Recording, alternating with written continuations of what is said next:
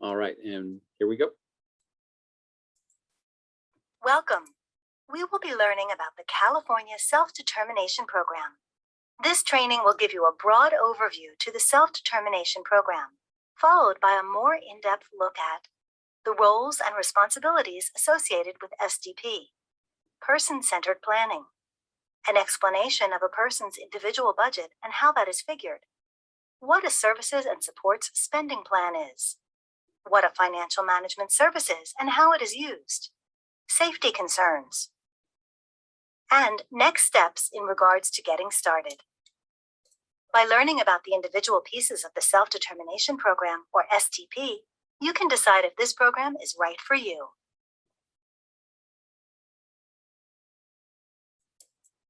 What is self-determination?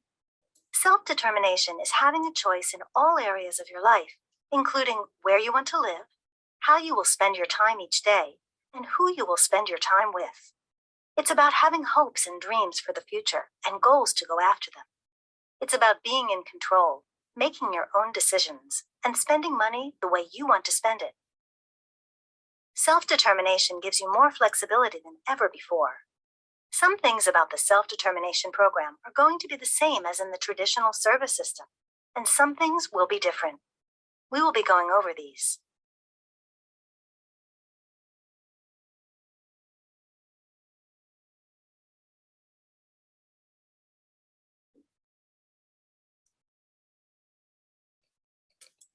Some quick history about the Self-Determination Program. California passed the Lanterman Act over 50 years ago. In this law, the ideals of self-determination exist. In 1998, California created a self-determination pilot project to serve 200 individuals from 5 regional centers throughout California. Tri-Counties Regional Center is one of the pilot regional centers. Multiple attempts were made to make the program available to everyone served by regional centers. None of them were successful.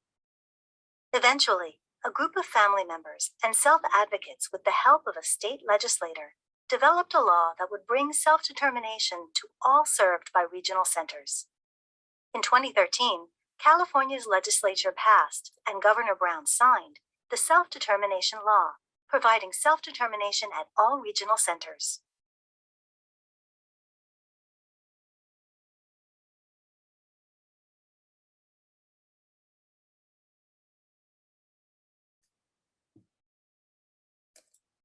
The Self-Determination Program adheres to the following principles to ensure that you have freedom to exercise the same rights as all individuals, to be able to, with assistance when necessary, establish where you want to live, with whom you want to live, and decide how your time will be occupied. Authority to control your budget. You will decide what to spend the money on, what is needed for your own support to reach your goals. Support. This means that you do not receive supervision and staffing if you do not want it. Rather, you may seek companionship for support and hire a provider for any number of discrete tasks for which you need assistance. Responsibility. The wise use of public dollars. To be accountable for your budget and how your money is spent. And confirmation. You play a critical role as the one who makes decisions. You will choose the services and supports that will help you accomplish the goals in your individual program plan, or IPP. Self-determination means nothing about me without me.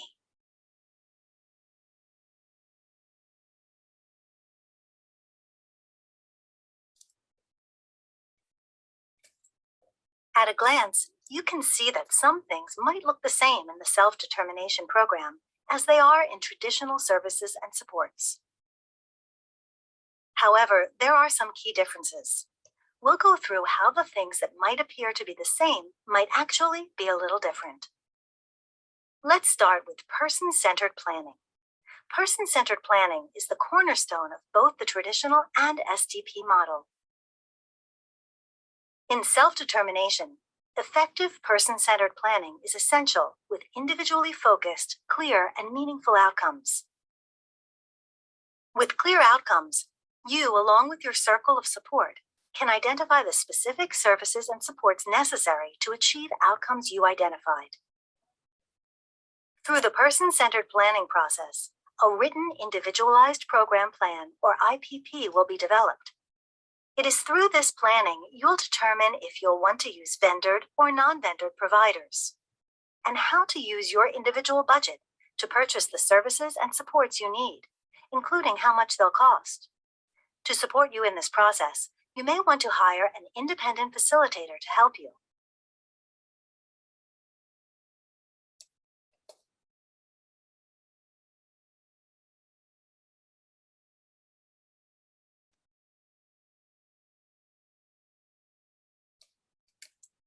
In the self-determination program, you will have the same rights as you do now. They include the right to the IPP process, fair hearing, appeals. You will work with the members of your planning team to resolve problems, keeping the 5 principles, the person-centered planning process, and the rules you learn about today in mind. If you need assistance, your regional center is here to support you.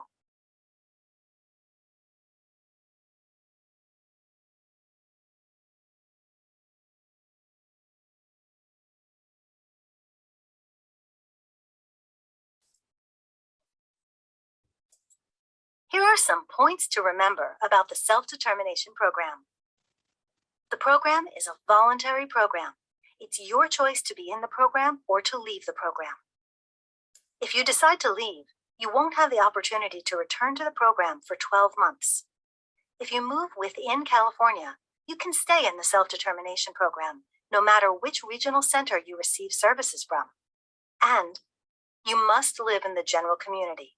For example, you cannot live in a licensed long-term healthcare facility or other institution unless you will be moving into the community within 90 days.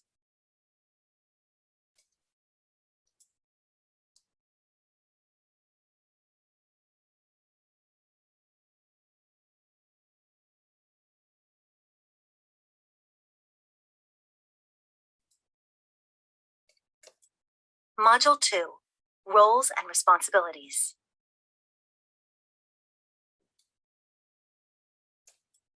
Now we will review the roles and responsibilities of the individual or family receiving services, the support team, the regional center service coordinator, independent facilitators, service providers, and financial management services.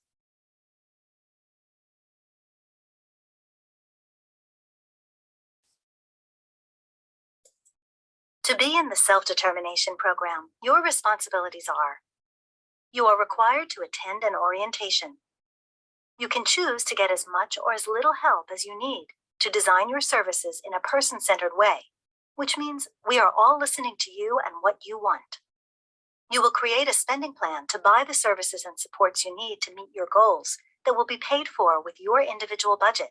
And you must choose a financial management service provider to help you manage your spending plan and pay for your services and supports.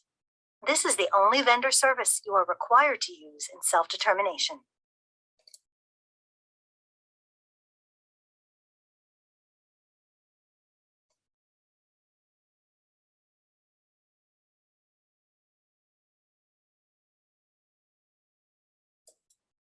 It will be up to you to identify and invite the people in your life you want to be involved in your planning meetings. Choose people who will be good at helping you think about things that are important to you and who will be able to support you while you plan for your future. These should be those who you trust, who know you best, and who can help you identify what you need and where to access those services that will address your needs.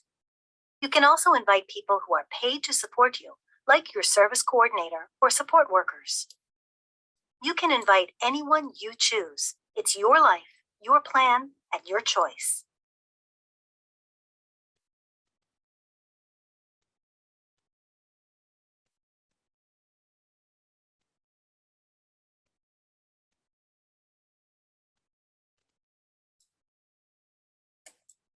Your service coordinator's core responsibilities may include leading your person-centered planning session, helping you develop your individual program plan, certifying the amount of your individual budget, ensuring you are accessing generic resources available to you.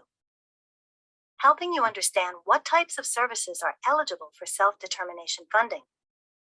Helping you figure out how to be healthy, safe, while living to your full potential at home and in the community. Ensuring you're meeting your individual program plan goals based on your input and service providers' reports, and ensuring that money from your individual budget is spent on approved services identified in your individual program plan.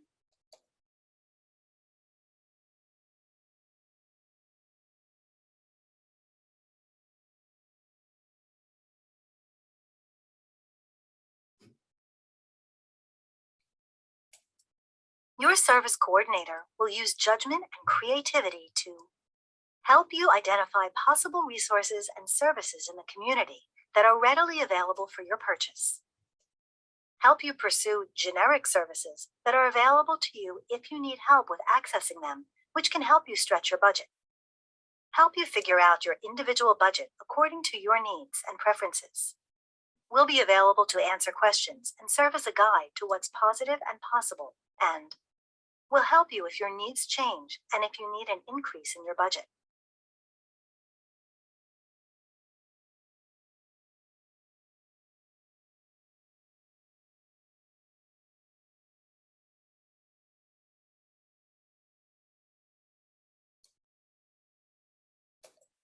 However, your service coordinator cannot negotiate pay rates for you, write and submit reports that outline how your services were used and how your funds were spent, and recommend an independent facilitator.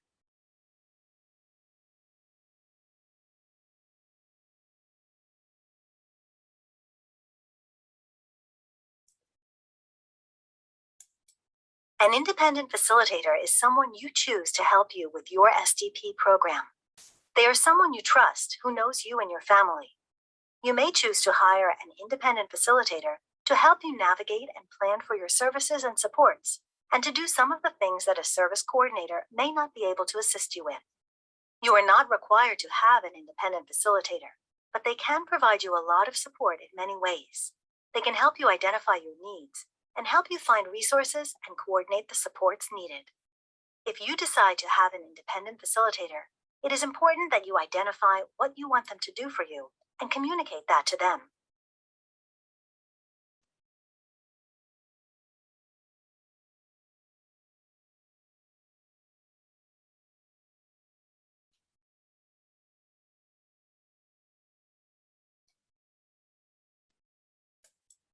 An independent facilitator must receive training in the following areas: the principles of self-determination, person-centered planning, any other specific responsibilities you hire them to do.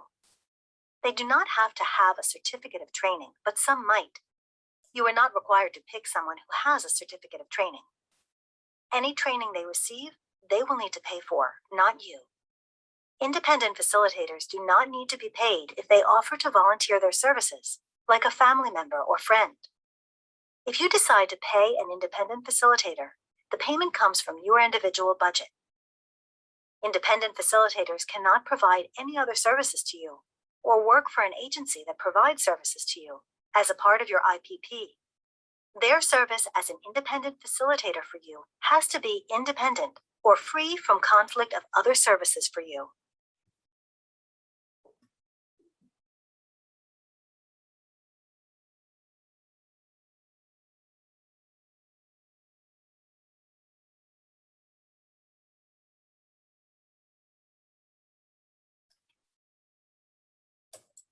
When identifying possible service providers, take into consideration both what you need from them as well as what you want them to provide.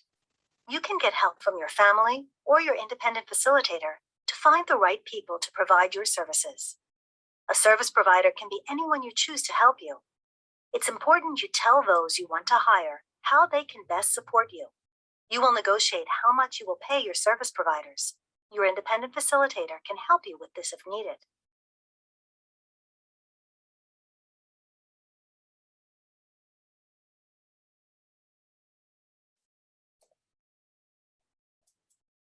You and your service providers need to agree about the services before they begin.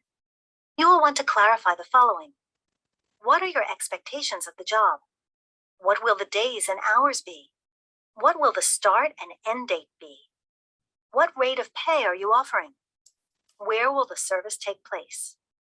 A service provider agreement is what you will use with your providers to show agreement on what you've decided. In your agreement, be clear about the details. You can report to your planning team, your independent facilitator, and/or your financial management services about these agreements. Again, you will have support from your team, so ask for help anytime you need it.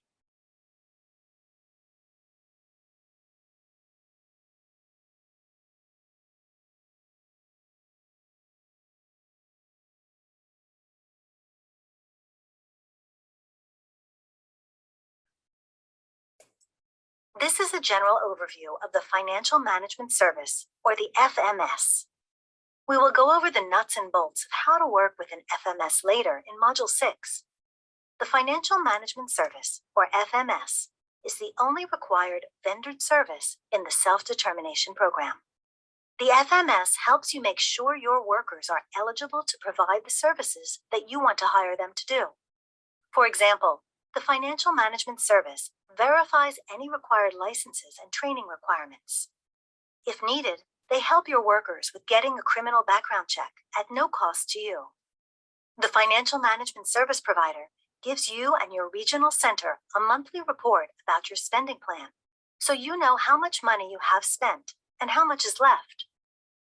Payment for the Financial Management Service comes from your individual budget. We'll go through the costs and the different types of financial management services later in the training. By law, additional money cannot be added to the budget to cover the FMS cost.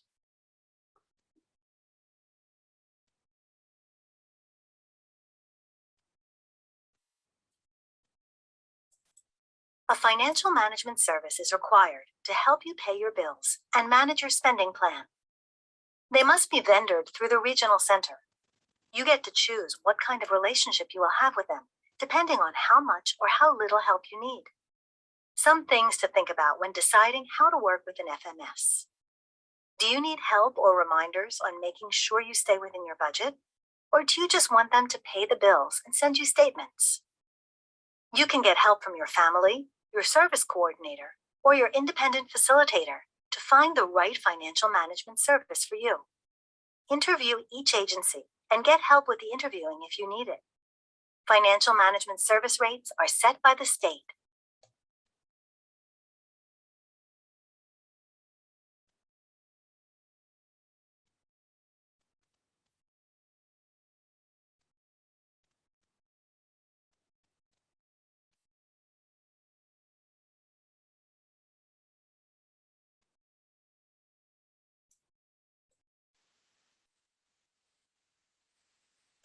Module 3, Person-Centered Planning.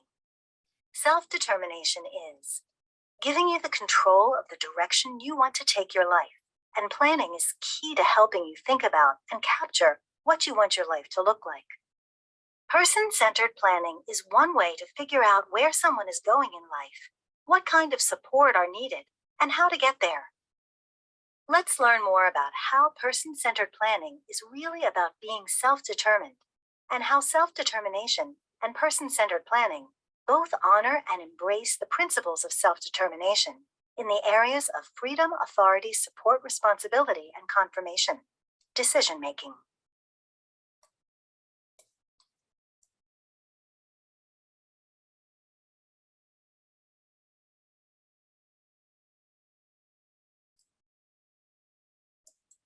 In this module, we will learn about person-centered planning and self-determination, the role of the individual program plan, also referred to as the IPP. This is all about keeping you at the center of the planning process.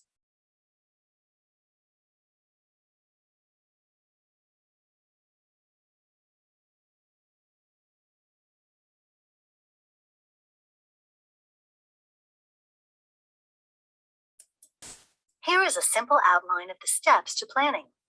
1. Have a planning team meeting. 2. Talk about what you want to achieve.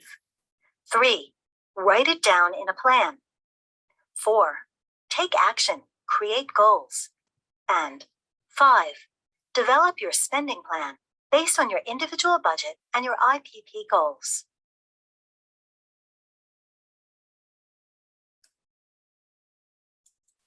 Being a participant of the Self-Determination Program suggests that you may have some new or different ideas as to how you want your life to go.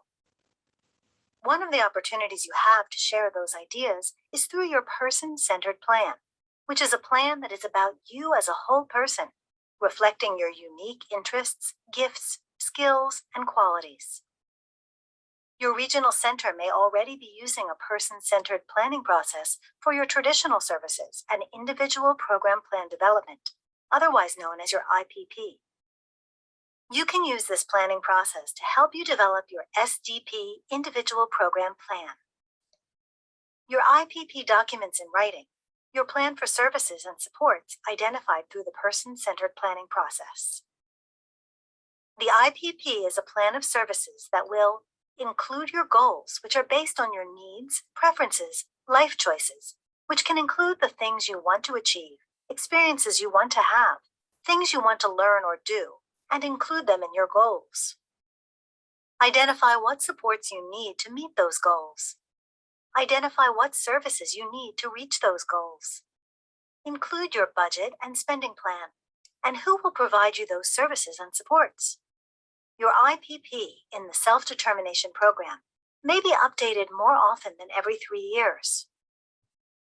Your IPP in the SDP will have your individual budget attached, which is the amount of money the regional center spent on your services in the last 12 months. And your spending plan will detail the services you have decided upon and how much they will cost. You will learn more about this later when we cover how to develop your spending plan.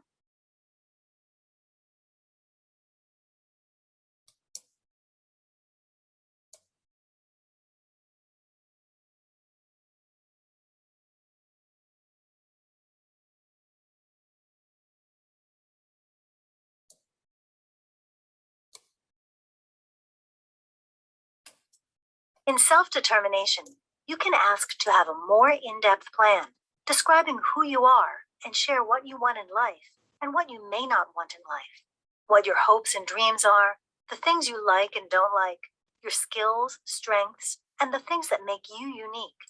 This is called a person-centered plan. Person-centered planning is not new or hard to do. During the process of person-centered planning, you will identify your hopes and dreams. Identify what you like and what you are good at. Identify and set meaningful goals for your life. Choose who will provide services and support to help you meet your goals.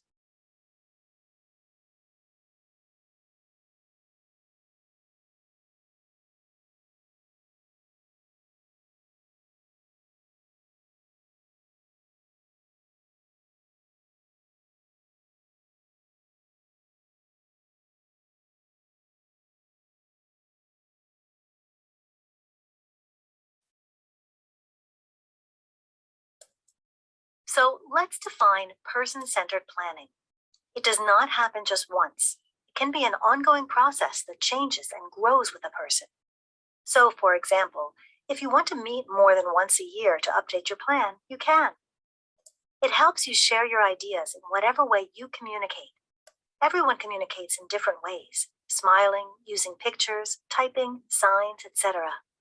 The photo is of a young man in a person-centered planning meeting, and he is being helped to write things up on a flip chart by his trusted staff and his person-centered planner. You can have things written up on large paper or just have a conversation. The meeting can be held where you feel comfortable. You choose where you want to meet. It can be informal and fun. It can include other people who you want to have present, such as family, friends, neighbors, providers, and people who can help you learn about resources and services, like your service coordinator. Your planning process may be different from someone else's, and that's okay, because it is your person-centered process based around you and what you want.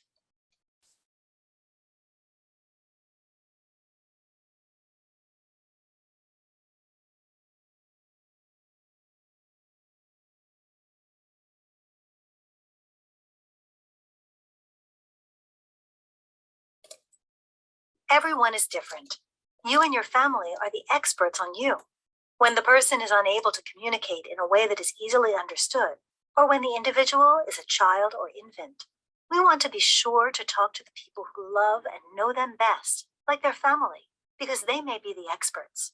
You and your planning team will want to think about things like where you want to live now or in the future. How do you want to spend each day? What do you like doing? What brings comfort and joy? What kind of a job would you like now or in the future? Who do you enjoy spending time with? Who cares about you and who you care about? And what do you need to be healthy, feel your best, and be safe?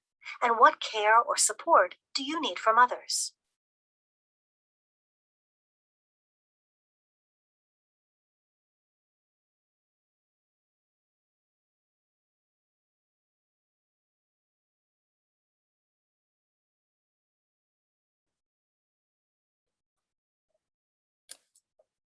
We all have hopes and dreams for the future.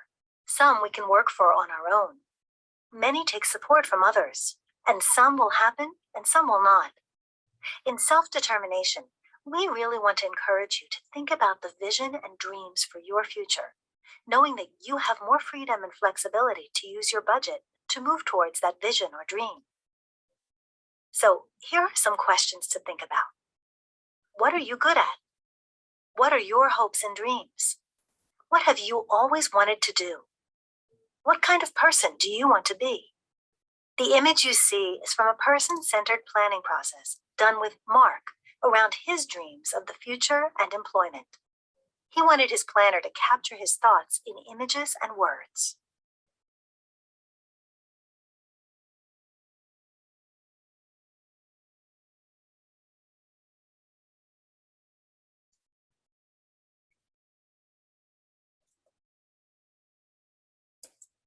Okay, so where do you start? Planning and transitioning into SDP takes time. Reflecting on what is important to you now and in the future and how you want your life to go is a process.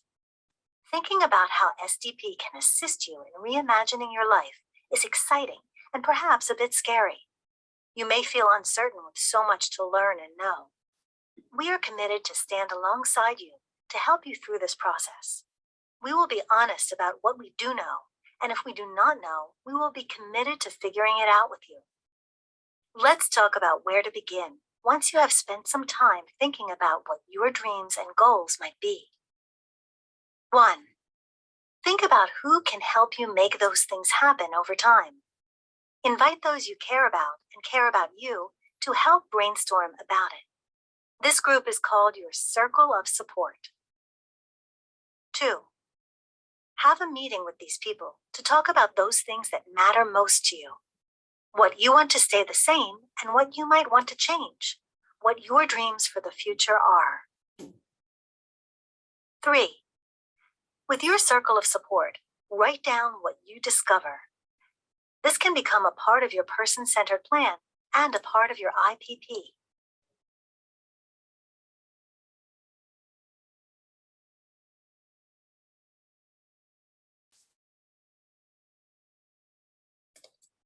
Person-centered planning is about you. You decide what is important to you now and in the future to feel fulfilled and happy. Some examples of what might be important to you could be the things that make you happy.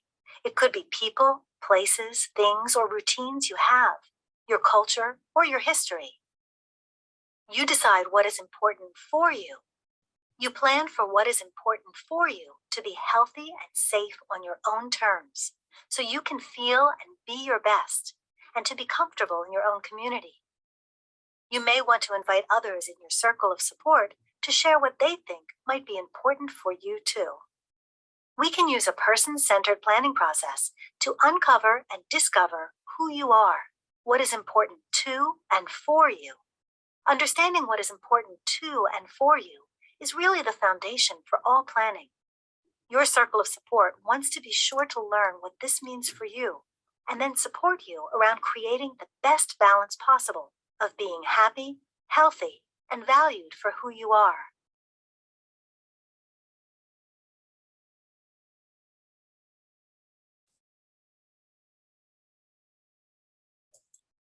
Let's start with a one-page profile and how that is helpful. This profile helps build your IPP. Many of the same questions asked on the IPP are those used to create a one-page profile. The profile is only the beginning of the information that will grow into a plan. It also clarifies priorities, lets your circle of support know where you want to start and what is most important to discuss first. It provides instructions about how to care for you. It can serve as an introduction to others about you included in your IPP. It helps to find a good match of supports. You can use this to identify the kind of person you want to work with. It helps us learn what is important to and for you, and it helps others see your abilities, not just your disability. Again, this is done in partnership with you, not for you. You are the expert on you, and it needs to reflect who you are.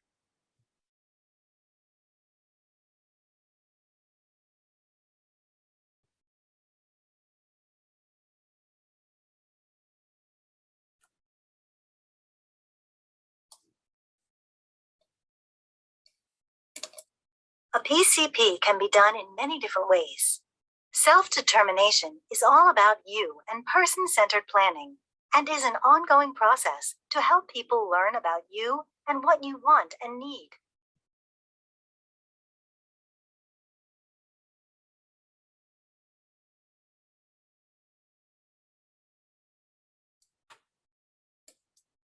Module 4, My Individual Budget.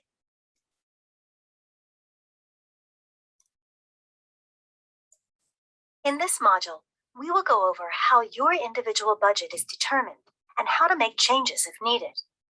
We will also give you some examples to better understand how your individual budget is figured out.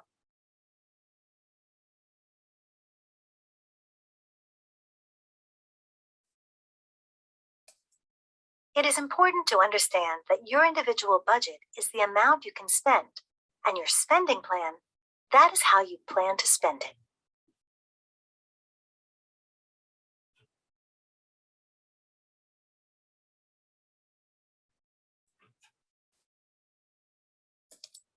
Your individual budget amount is based on the amount of money the regional center spent on your services in the last 12 months. It's not the amount of money authorized for services, but the amount spent.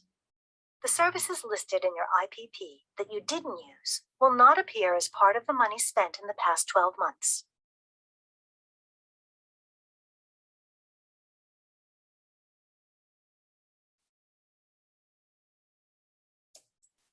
If you don't have 12 months of regional center services, your budget will be based on the services and supports you would have used during the remaining months through the traditional regional center system.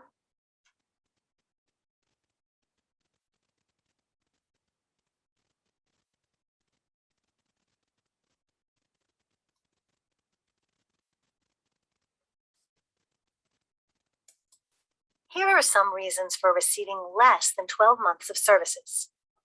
Illness. Services started or ended within past 12 months. Provider not available or too far from your home.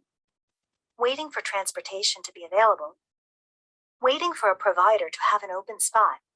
And no respite provider who could work the hours you needed.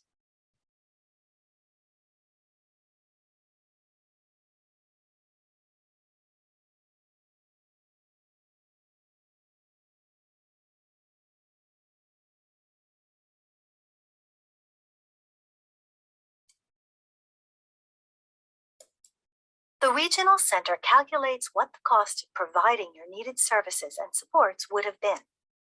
This is done by using the average cost that would have been paid for each of your identified services and supports, and how often it's determined each service or support is needed.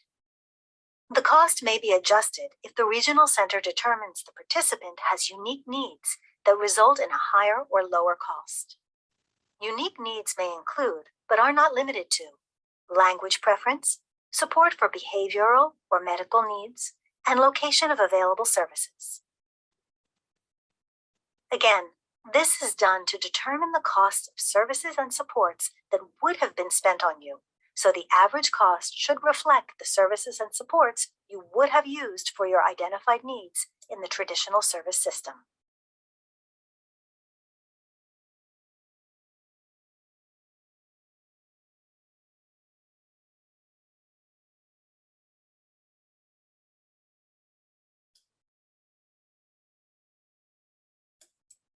Let's review what is meant by unmet needs.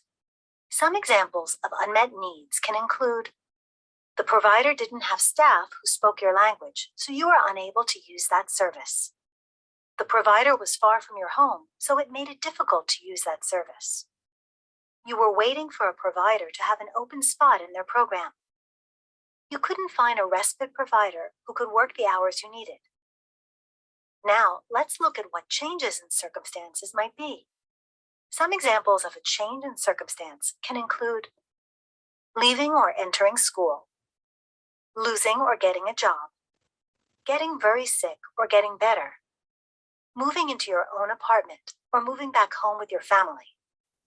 Through person-centered planning, you determine a need for a service that wasn't identified before, or you identify a service you had before but no longer need. Determine if your individual budget amount would change based on the definitions of an unmet need or a change in circumstances. Most budgets will not, but if so, your service coordinator will help make sure to add the amount that would have been spent on unmet needs and to account for any changes in your circumstances by adding or deducting the costs identified. Your service coordinator will be able to explain how this is done. Essentially, they determine what amount would have been spent to account for any adjustments. This is not your only chance to review your needs and your budget. If you have a change in your life, your team will come back together with you and support your needs.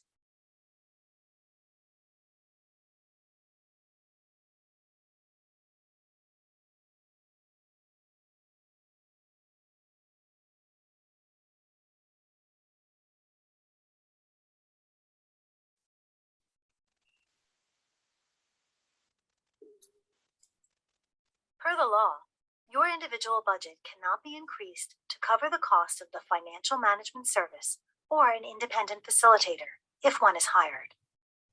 Any services that are not available through the traditional program, like CAMP, cannot be used as an unmet need to change the individual budget amount. You can pay for these services in the SDP through your spending plan, but you cannot adjust your budget to include them.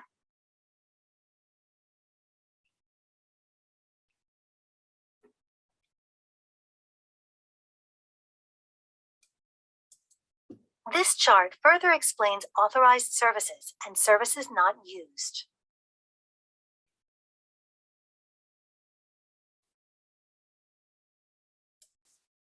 Your individual budget will be reviewed with you in the following steps. Step 1. A worksheet of what your last 12 months of spending was will be shared with you. This will include estimated costs of unbilled services and any one-time costs that would be deducted as it is not needed again. Example: we had a one-time cost of dental anesthesia on their budget worksheet. Initially, this appeared as a deduction. However, in talking with the person served, we learned this service is needed every year. That amount was added back into the budget.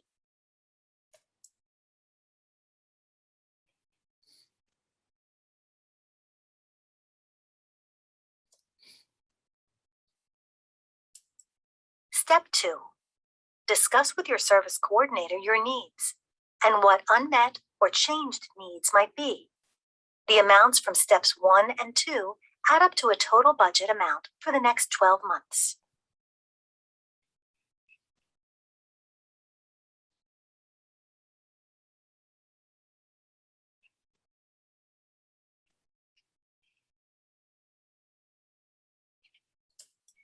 At your IPP meeting, your service coordinator will discuss all of this with you and show you your budget worksheet.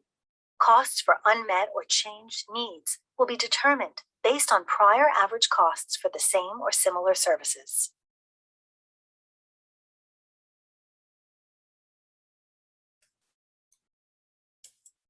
My individual budget worksheet will show description of my services, service codes, Amount regional centers spent in most recent 12 months. Number of months a service was paid. Comments as needed. Adjustments for additions or subtractions. And will be signed by you, your service coordinator, and the manager. The regional center must certify your individual budget. This means your regional center is required to certify that your individual budget amount would have been spent by the regional center, including any adjustments for unmet needs or changes in circumstances, regardless of your choice to participate in the SDP.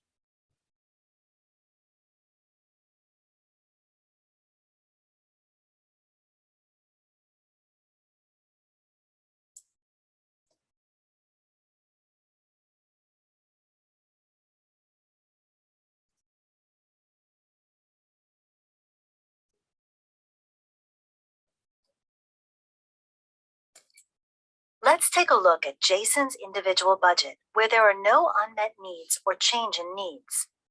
In the last 12 months, the regional center spent $63,100 on his services. Those services were his day program, personal assistant hours, and independent living skills training. He had no unmet needs, and his circumstances are the same. His individual budget is $63,100.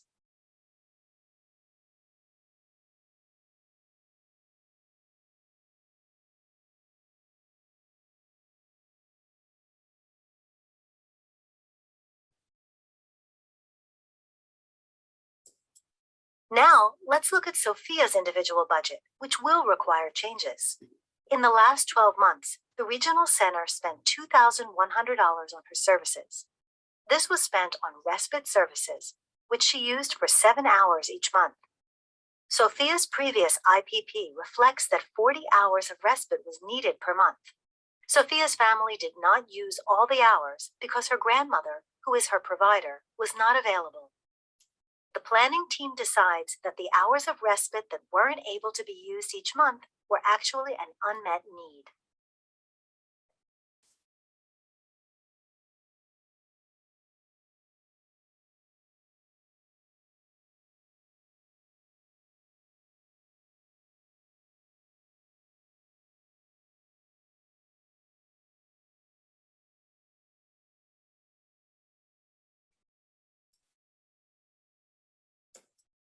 Module 5, My Services and Spending Plan.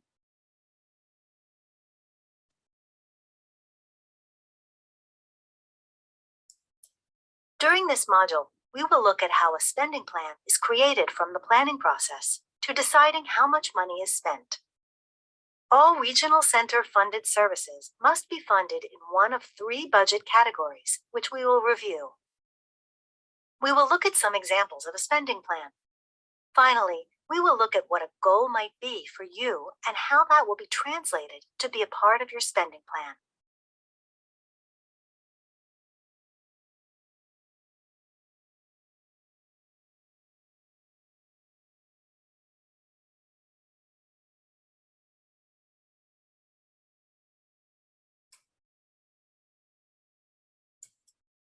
During your person-centered planning meeting, you will identify all the services and supports that will be paid for through your budget. These must be connected to a need and be included in the list of approved services from the federal government. The location of the service must be located within your community. The service must be provided by someone qualified to do so. However, they do not have to be a vendor of the regional center.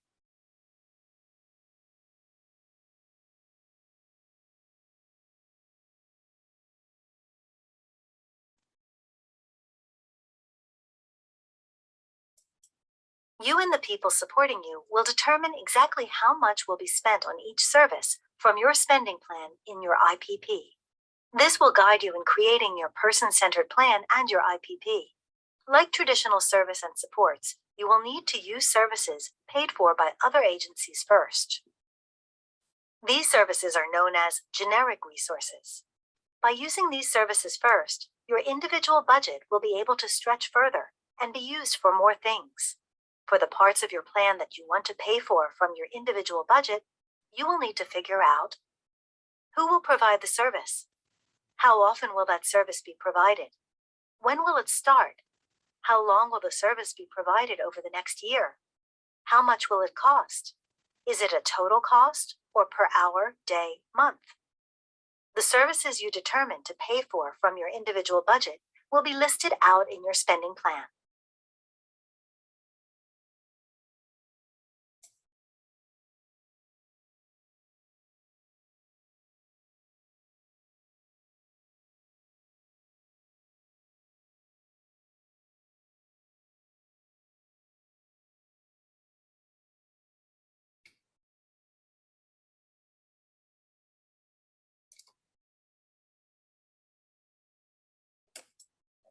You get to decide who will support you to create your plan and determine your services.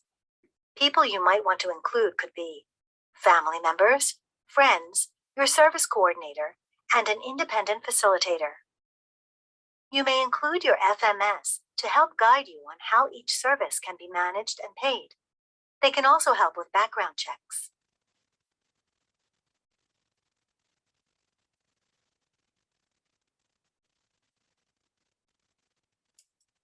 The information talked about and gathered with your planning team is used to create your person-centered plan and your IPP. Before you create your spending plan, you will develop a person-centered plan with your planning team. Identify what's important to you and for you. Identify how to best support you at home and in the community. Document your goals in your individual program plan, IPP.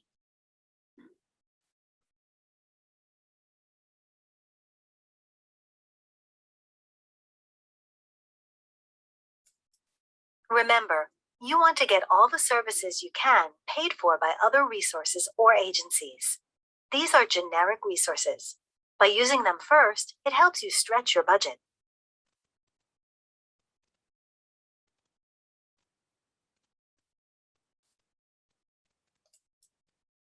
Generic services are the same as when you are receiving traditional services from the regional center. For example, school districts will still need to pay for educational services. Your insurance or Medi-Cal will still need to pay for most health and behavior services, along with other therapies. IHSS will still pay for personal care. The Department of Rehabilitation will need to provide job coaches unless they can't help you. You will still be required to use generic resources, services first.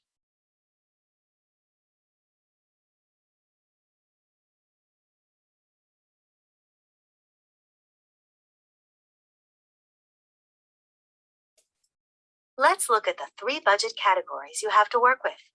They are 1. Living arrangement, which is the supports you need in your home. 2. Employment and community participation, which are the services and things you need to be included in your community. And 3. Health and safety. These services relate to anything that helps keep you healthy and safe.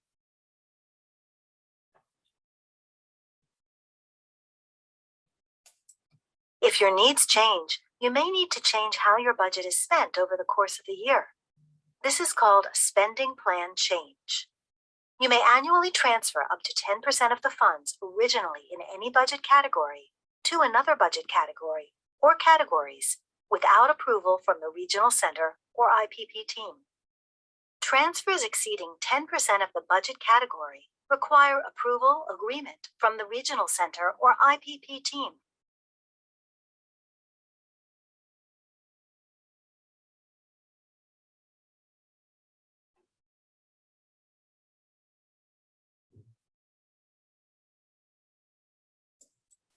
To identify which services you will pay for from your self-determination program individual budget, you will work with your service coordinator, who will help you look at the services you defined through the person-centered planning process and IPP, and ensure they can be approved services in the self-determination program.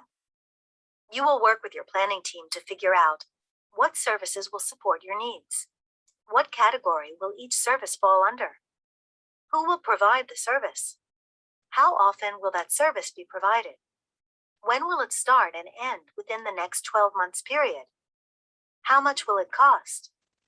And we'll work with you to complete the provider agreement assessment for each service.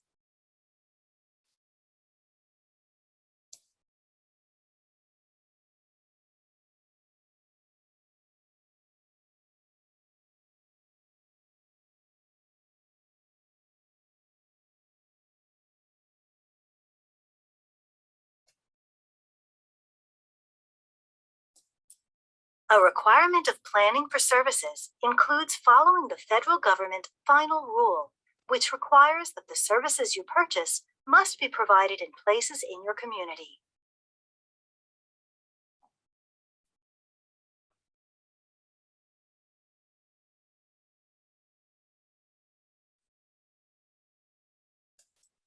All your services and supports must allow you to live, work, and play in places where you have choices in how you spend your time and who you spend your time with.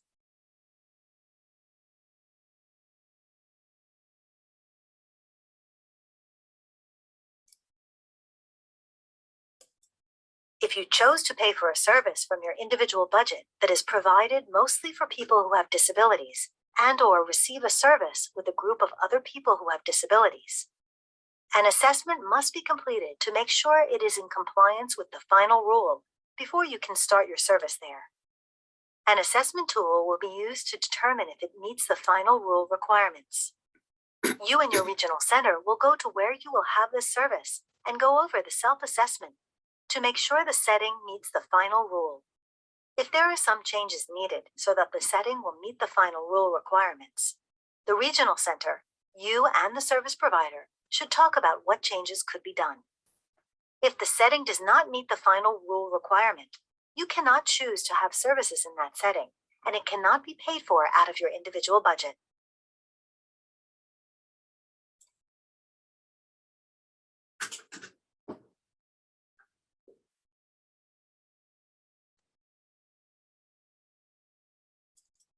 If you don't want to use services from a company and want to pick your own staff and employ them, it will be important to consider what being an employer of staff might involve, like paying wages and following labor laws.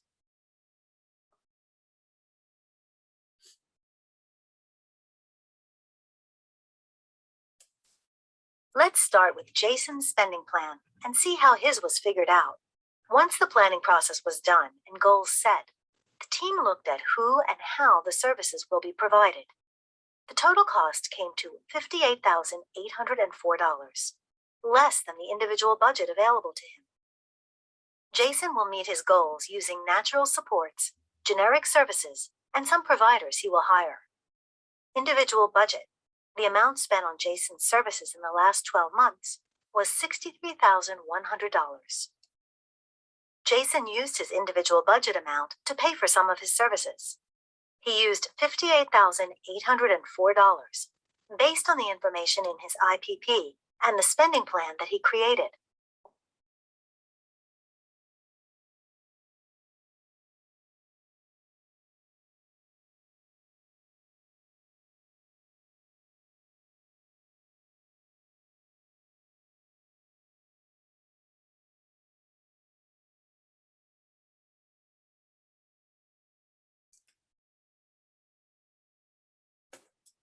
Jason and his team figured out what to call his services based on the SDP's services and their definitions.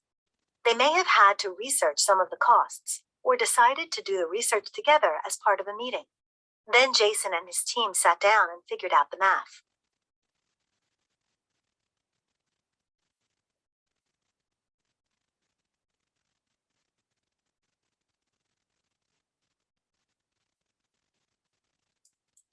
According to the FMS chart, the co-employer model for over 5 services makes his maximum monthly FMS rate $165. This was figured out by 1. Determining the relationship in each service. 2. Determining which of the FMS models represents the way you would like to manage your services. 3. Counting the services on the spending plan. And 4. Referencing the Maximum Financial Management Services, FMS, rates worksheet to determine the FMS cost. In the SDP, if the FMS provides payments through more than one of the models, then your maximum rate cannot exceed the highest cost model for the total number of services.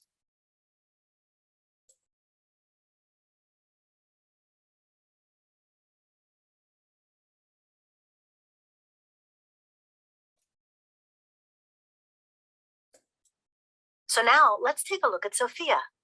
Sophia's adjusted individual budget amount is $12,000. This is the amount she and her family will use to purchase the SDP services and supports she needs in her IPP.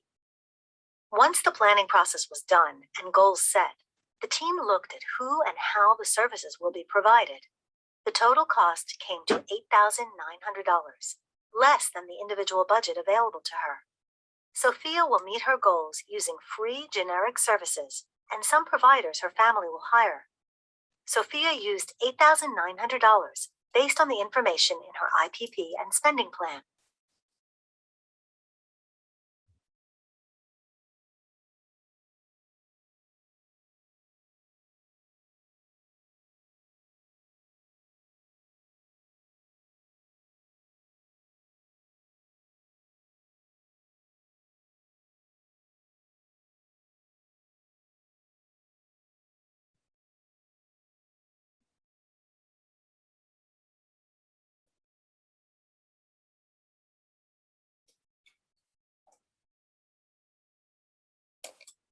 Sophia's adjusted individual budget amount is $12,000.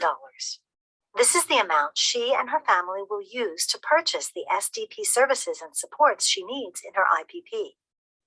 Once the planning process was done and goals set, the team looked at who and how the services will be provided. The total cost came to $8,900, less than the individual budget that was identified available to her. Sophia will meet her goals using free services and some providers her family will hire. Sophia used $8,900 based on the information in her IPP and spending plan.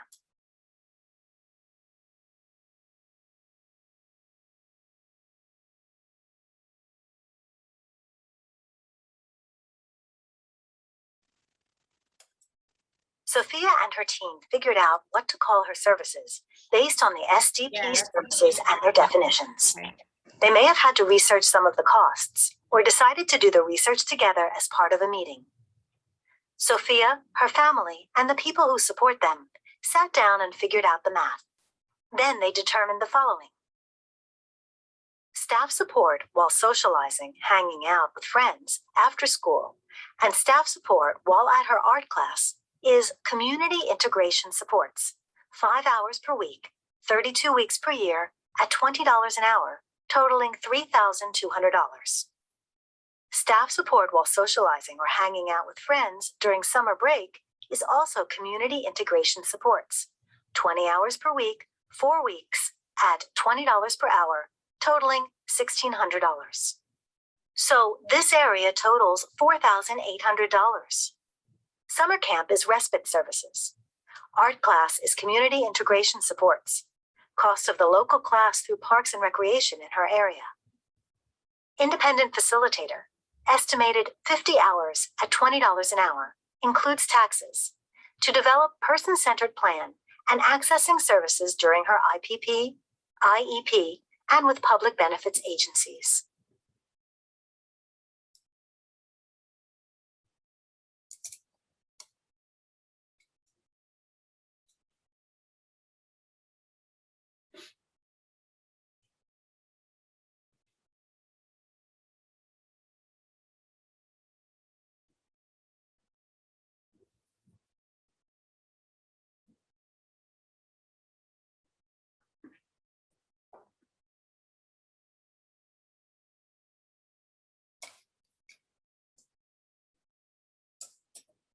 Module 6, Financial Management Services, or FMS. The topics we will cover in this module are: what is a financial management service? How can a financial management service help you? Choosing a financial management service. 3 models of FMS, and cost of financial management service.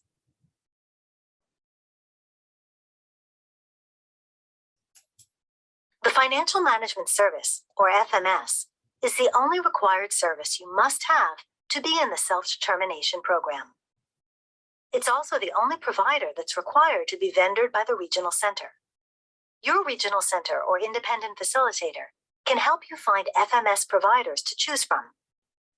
Payment for the FMS services comes from your individual budget.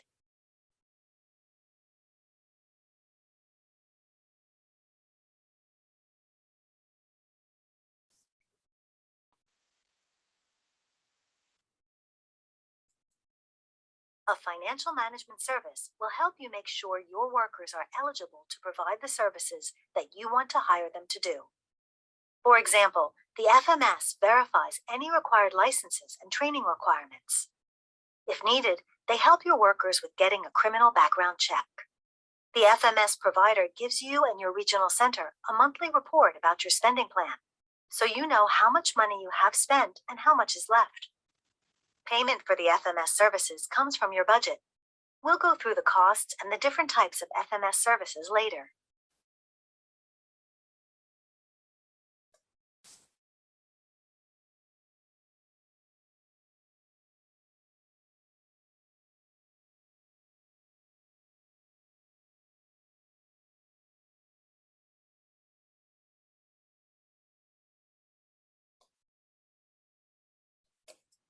Think about what you need from your FMS and what you want from your FMS. Do you need more help or reminders on making sure you keep within your budget? Or do you just want them to pay the bills and send you statements?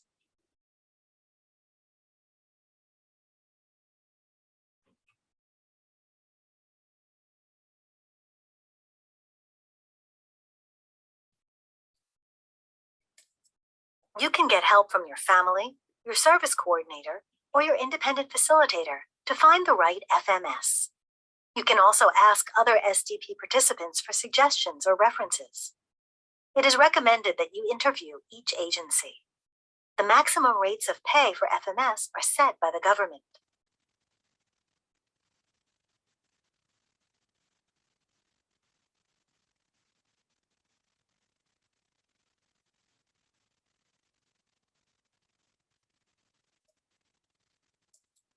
There are 3 ways to work with your FMS.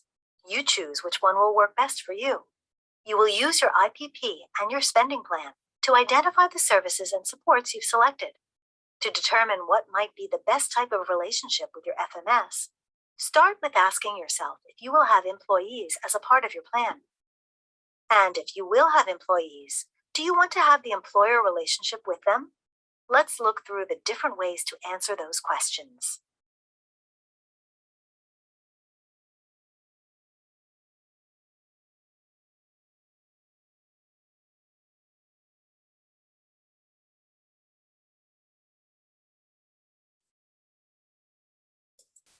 Your IPP and your spending plan shows the services and supports you've selected.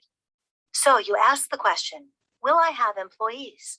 If your answer is no, no employees, this means I am only purchasing items. I will not have employees because I'm hiring an agency or company to provide people to work with me.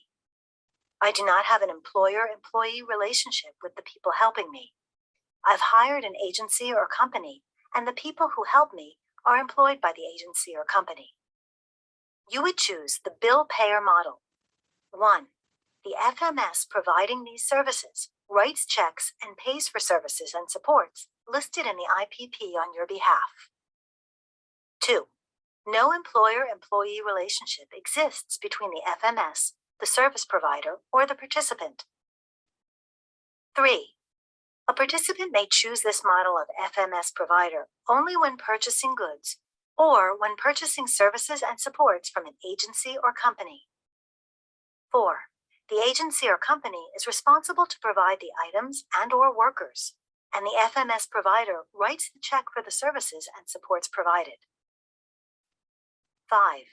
It's the agency or company that has the employer-employee relationship with the worker, and therefore is responsible for all applicable employment laws and taxes, and to obtain appropriate insurances, i.e. workers' compensation.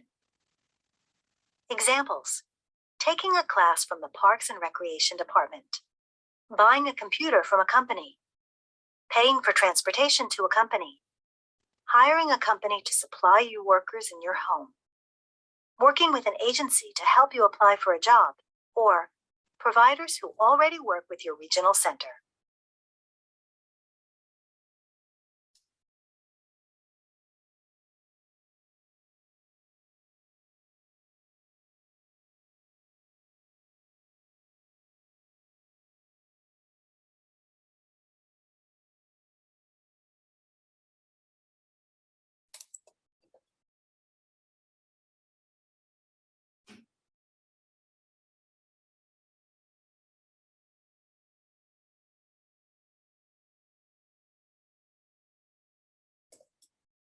If you want to be the employer of your workers, you would choose the sole employer model. You will have people working for you directly and want to have full responsibility and liability as their employer, with support to follow employment laws from MyFMS. Employees will submit timesheets to the FMS, and they will do the payroll for you. The FMS providing services in this model assists the participant by helping them abide by all applicable employment laws, verifying provider qualifications and obtaining background checks, and processes payroll. The participant is required to maintain the primary employer liability and will obtain any necessary insurance related to the employment, such as workers' compensation, which will be paid for from your spending plan. These costs would be added to any hourly rate you decide to pay your employees. You may choose this model if you desire to have more control over your services and supports, and you want to assume the role of an employer with the support of an FMS.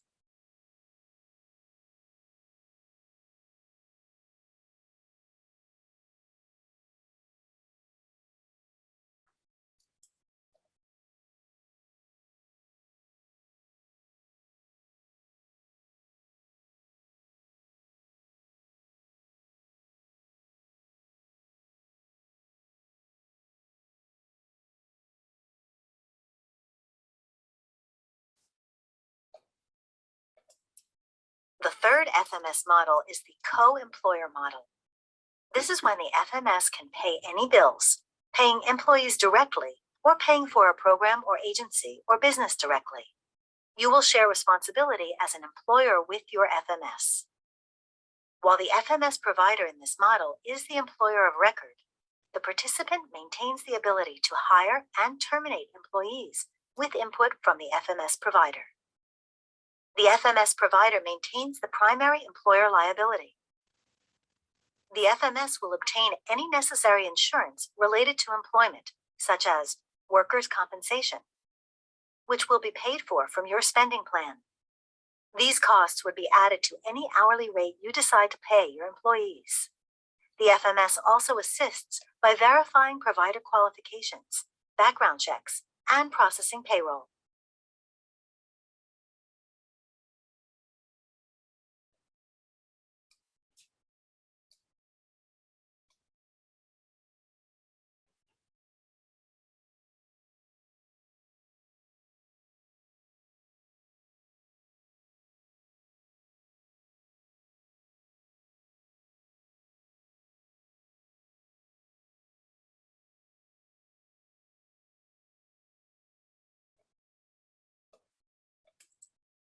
In Sophia's case, her family will use the bill payer model because her services are all provided by companies or agencies. Her independent facilitator and staff support have their employee-employer relationship with the agencies Sophia and her family have hired. She and the FMS have no employer-employee relationship to the people providing the services in her spending plan. Her other services, her art class and camp, are both agencies as well. The FMS provider will only write checks to companies or agencies.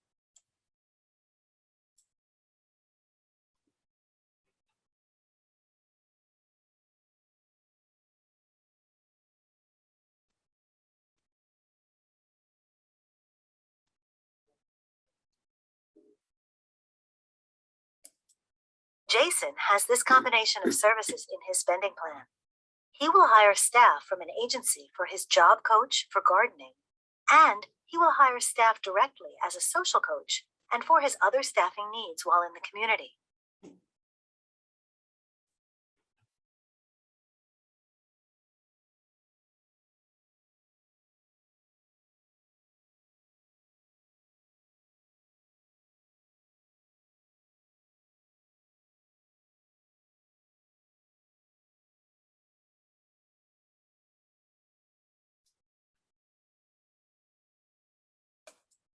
The DDS determines the rates for your FMS, and those rates are based on the number of services you have included in your spending plan.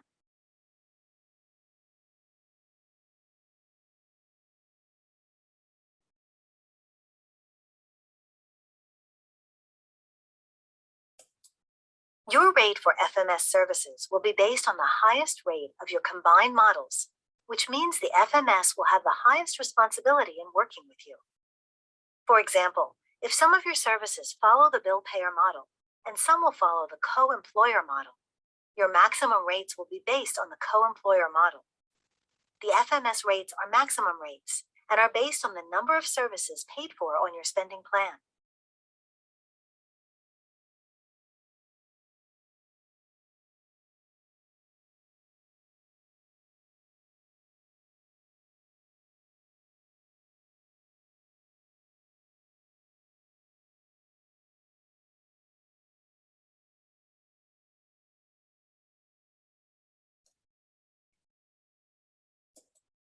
According to our chart, the bill payer model for between 4 to 6 services makes Sophia's maximum monthly FMS rate $75. The highest dollar model plus the number of services equals the cost.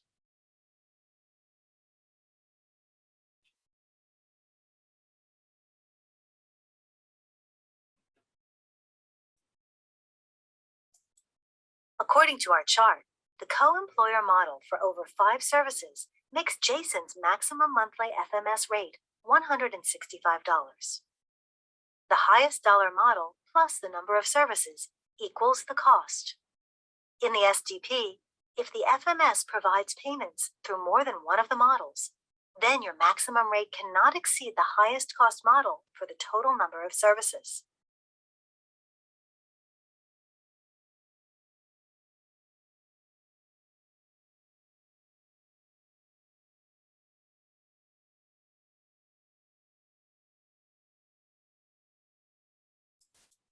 Important information to remember about FMS costs are that the Department of Developmental Services sets monthly rates, which only pays for the FMS to provide services.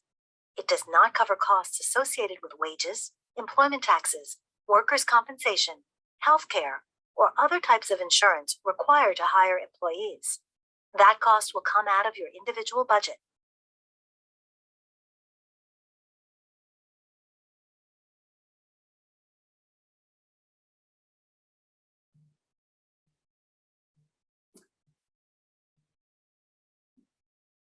Module 7, Staying Safe in Your Community.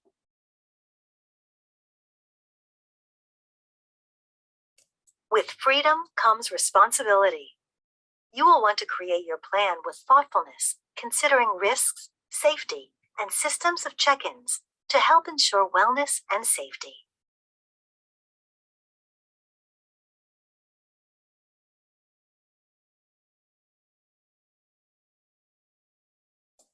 You will want to ensure to protect yourself from abuse and neglect. Have a plan that is thoughtful of physical wellness. All of us do some things that are risky every day. Take steps to manage it. Some areas to consider are personal risk, financial risk, and exploitation.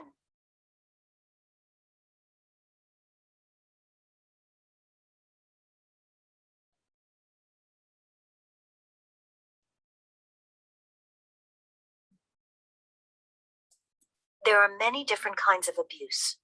You and your team need to learn about abuse and how to recognize when something is not right.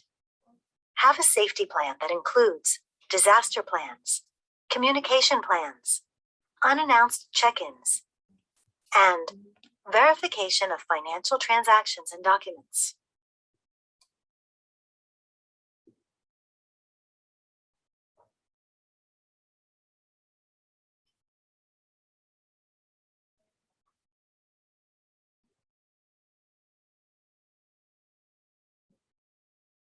Ensure your wellness. Have supports in place for medication management, effective communication with physicians, reliable communication systems, and a plan for social outlets with people you know and trust.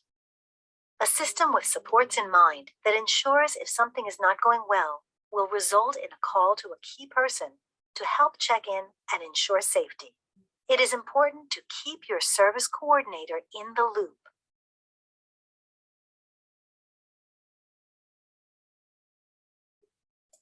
Have a system that recognizes and provides protections. Consider having someone who oversees your bank accounts and checks them for unusual activity monthly, not just the person who helps with writing the checks or carries the debit card. Check your credit report from time to time for unusual activity. Under self-determination, an individual can still access trust management services to act as payee. As a recipient of SSI, the payee has a responsibility to ensure the money is used for food, clothing, and shelter. Have a means for keeping receipts or tracking how the money is used in case questions arise. Know who will be responsible for redeterminations.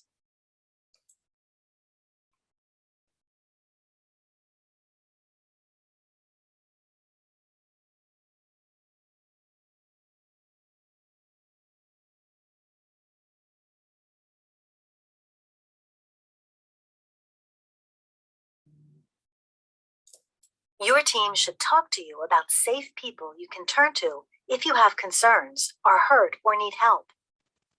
If you live independently, make agreements with your circle of support to drop in at your home on a regular basis, just to stay connected, to directly observe how things are going. At least some of the check-ins should be unannounced. The same can be done in a community setting. If you are taking an art class in a community setting, someone from the team can stop in unannounced to see how it is going.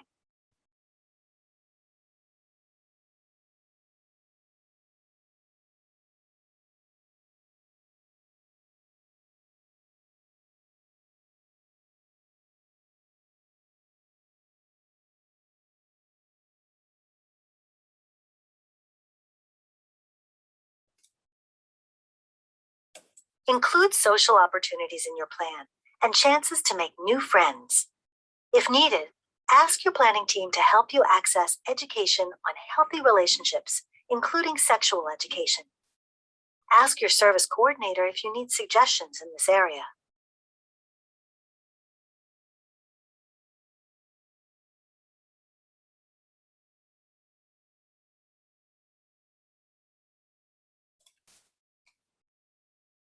Keep your service coordinator in the loop. If an issue exists with someone you are paying to support you, let your SC and the Fiscal Management Service know.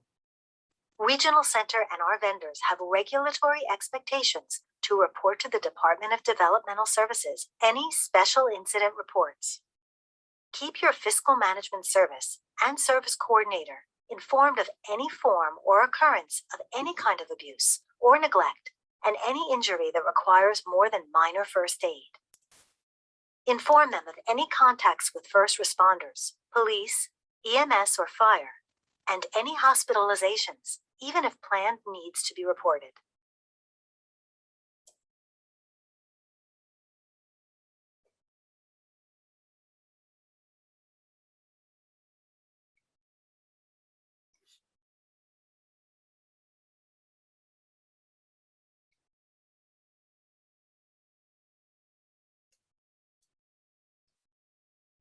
Your team, family, and friends are here to support you, to be safe and healthy, and to help make sure you are safe and comfortable with the people around you.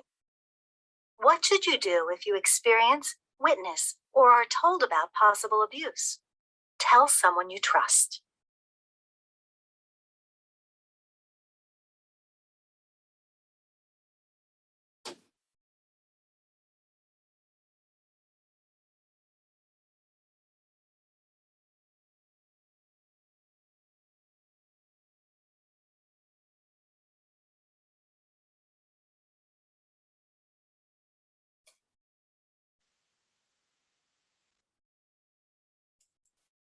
Module 8, Next Steps.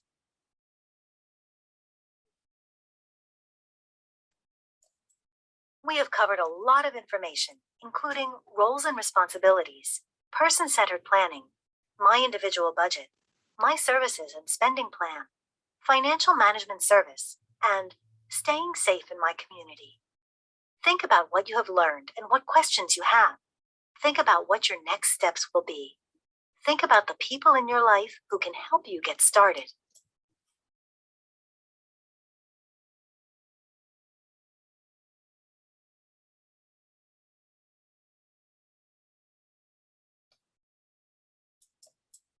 This is the participation agreement, which is between you and the regional center. The agreement includes your budget that is based on the last 12 months of paid services and support. If your needs change, or if your prior needs were not addressed in your individual program plan, your individual budget and spending plan can be adjusted. Requirement to stay within your budget each year. All services and supports identified on your spending plan and used by you will be from the list of services available in the self-determination program. You will use generic services first, before paying for the services and supports identified on your spending plan and IPP. The requirement to hire a financial management service, FMS, who is vendored by regional center. The cost for this service will come out of your individual budget, and it cannot be increased to cover this cost. You control the funds from your individual budget and spending plan to purchase services and supports identified in your individual program plan, with the assistance of your financial management service provider and independent facilitator, if applicable. The option to hire an independent facilitator to assist you in making informed decisions about the use of the funds in your spending plan and in locating, accessing, and coordinating services and supports consistent with your individual program plan. Any independent facilitator must be qualified by regional center, and the cost for this service comes out of your individual budget. Your individual budget amount will not be increased to cover the cost of an independent facilitator if you choose to hire one. You have the right to transfer up to 10% from one budget category to other each year. You can also transfer funds above such cap with the approval of your planning team, including regional center. In the self-determination program, you have the same rights as others, which include the right to the individual program plan process, fair hearing, and appeals.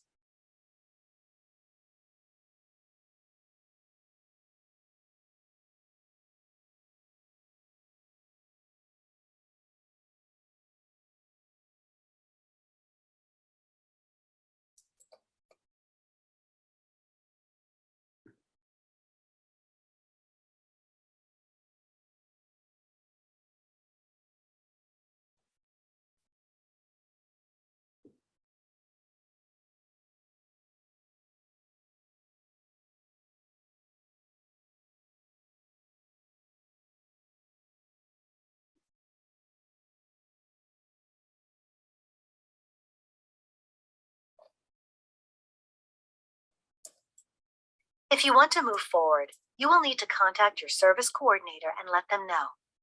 If you want an independent facilitator, locate the person you want in this role. If you want your service coordinator to be your independent facilitator, ask them to do this. Schedule your person-centered planning meeting and begin to work on your spending plan. Identify the service providers you want to use for the services in your plan. Ask your service coordinator for a list of financial management service providers.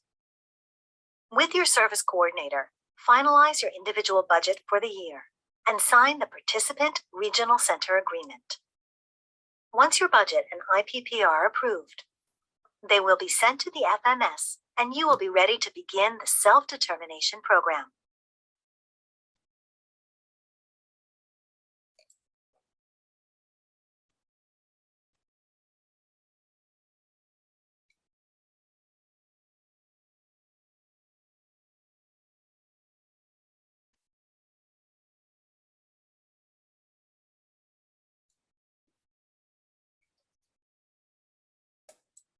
If you decide that you do not want to participate, contact your service coordinator and let them know you have decided you do not want to participate in self-determination at this time. They will follow up your conversation with a letter confirming you have been removed from the list. Remember, if you withdraw from self-determination now, you will need to wait until the program is available for everyone served by the Regional Center in June 2021 to go back on the program.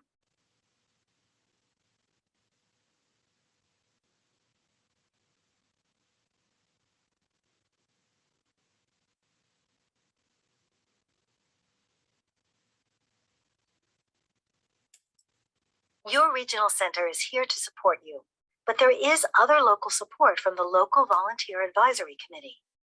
The local self-determination committee monitors the development and ongoing process of the program. Attend meetings and network with other families and participants who were selected for the SDP. Make recommendations for improvement. Talk about what is going well with your plan and self-determined life.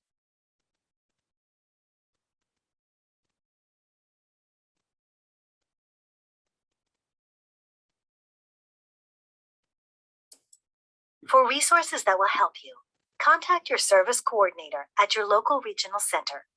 You can also click on the Resources tab in the upper right corner of your screen for more information that may assist you.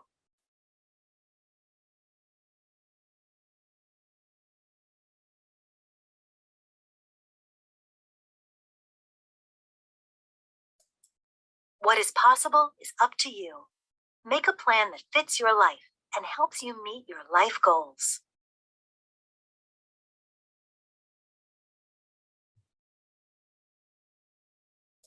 You have completed the Self-Determination Program Orientation online.